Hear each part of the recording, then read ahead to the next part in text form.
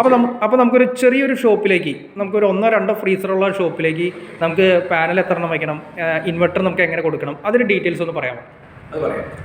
ശരിക്കും പറഞ്ഞ ഒരു സോളാർ പ്ലാന്റ് സ്ഥാപിക്കുമ്പോൾ നമ്മൾ ആലോചിക്കുന്നത് ഇത് ഓൺ ഗ്രിഡ് ആണോ ഓഫ് ഗ്രിഡ് ആണോ എന്നുള്ളതാണ്.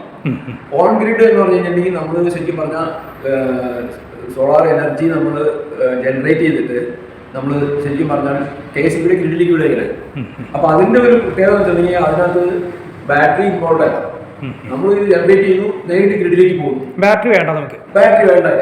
ഓക്കെ, ഇനി നമ്മളിപ്പോ വേറൊരു ആസ്പെക്ട് എടുക്കുകയാണെങ്കിൽ ഇപ്പൊ ചില ആൾക്കാർക്ക് ഒരിക്കലും സപ്ലൈ പോകരുത്.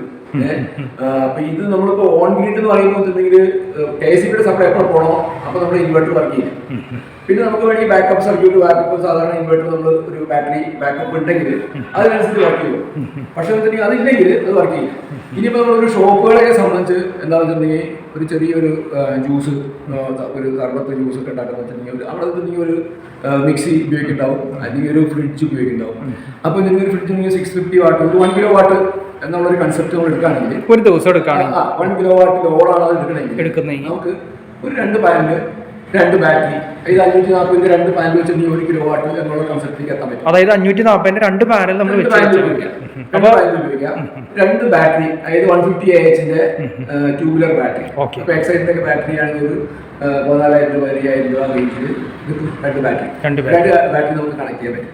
അപ്പൊ ഇതിന് വെച്ചിട്ടുണ്ടെങ്കിൽ ഒരു ഇൻവെർട്ടർ, ഓഫ്ലൈൻ ഇൻവെർട്ടർ എന്നുള്ളൊരു യൂണിറ്റ് വേണം. നിങ്ങൾക്ക് അതിന്റെ കാറ്റഗറി ഇൻവെർട്ടറാണ്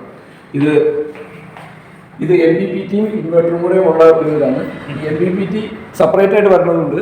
അപ്പൊ ഇത് വെച്ചിട്ടുണ്ടെങ്കിൽ സോളാർ പാനൽ 2 വേണം, 2 ബാറ്ററി വേണം, പിന്നെ ഒരു MPPT യൂണിറ്റ് വേണം, ഒരു ഇൻവെർട്ടർ യൂണിറ്റ് വേണം.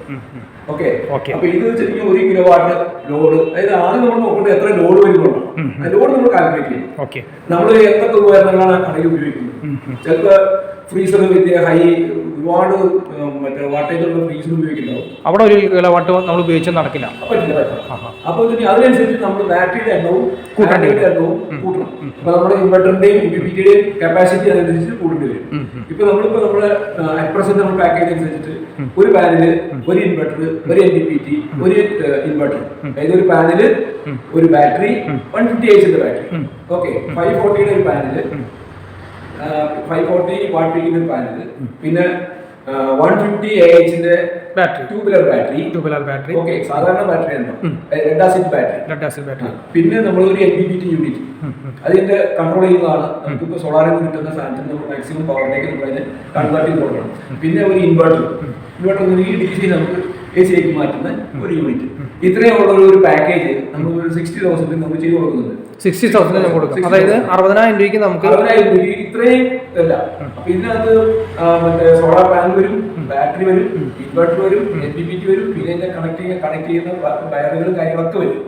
ഒരു 60,000 രൂപയ്ക്ക് നമ്മൾ നമ്മുടെ പാക്കേജിൽ ചെയ്തു കൊടുക്കുന്നുണ്ട് ചെറിയ ഷോപ്പുകളിൽ. എല്ലാം നമ്മൾ ഒന്നും ചെയ്യേണ്ട കാര്യമില്ല, കാരണം അവർക്ക് ഈ പറയുന്ന രീതിയിലുള്ള കാര്യങ്ങൾ കൊടുത്താൽ മതി. നമുക്ക് കടയിൽ ഷോപ്പിൽ വന്ന് പാനൽ സെറ്റ് ചെയ്ത് സാധാരണ ലൈറ്റുകൾ എല്ലാം അതിനകത്ത് വർക്ക് ചെയ്യും.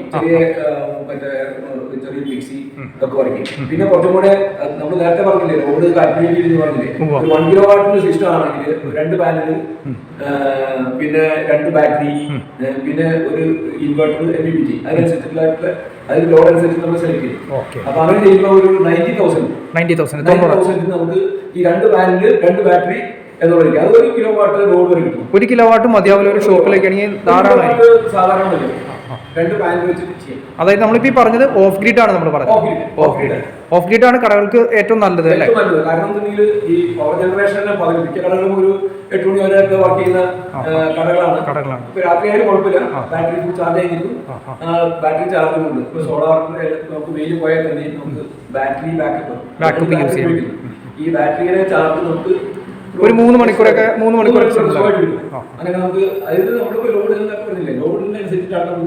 അതായത് സിമ്പിൾ ആയിട്ട് പറയുകയാണെങ്കിൽ നമ്മളൊരു ഷോപ്പിൽ ഒരു 2,000 രൂപ അല്ലെങ്കിൽ 3,000 രൂപ ബില്ല് വരാണെങ്കിൽ അതിൽ നിന്ന് നല്ലൊരു ശതമാനം നമ്മൾ ഈ ഇപ്പൊ ഈ പറഞ്ഞ 60,000 രൂപ അല്ലെങ്കിൽ 90,000 മുടക്കി കഴിഞ്ഞാൽ സേവ് ചെയ്യാൻ സാധിക്കും. അത് നല്ലൊരു ഐഡിയ ആണ്. അപ്പൊ ഞാൻ ഡിസ്ക്രിപ്ഷനിൽ നമ്മുടെ ഷോപ്പിന്റെ ഡിസ്ക്രിപ്ഷനിൽ ഞാൻ നമ്പർ കാര്യങ്ങളെല്ലാം കൊടുത്തേക്കാം, നിങ്ങൾക്ക് ഡയറക്റ്റ് കോൺടാക്ട് ചെയ്യാവുന്നതാണ്. അപ്പോൾ സോളാറിൻ്റെ വീഡിയോ നിങ്ങൾക്ക് ഇഷ്ടപ്പെട്ടെങ്കിൽ തീർച്ചയായിട്ടും ലൈക്ക് ചെയ്തേക്കുക, ഷെയർ ചെയ്തേക്കുക, സബ്സ്ക്രൈബ് ചെയ്തേക്കുക. ഓക്കെ ഫ്രണ്ട്സ്, അടുത്ത വീഡിയോയിൽ കാണുന്നവരെ ഓക്കെ.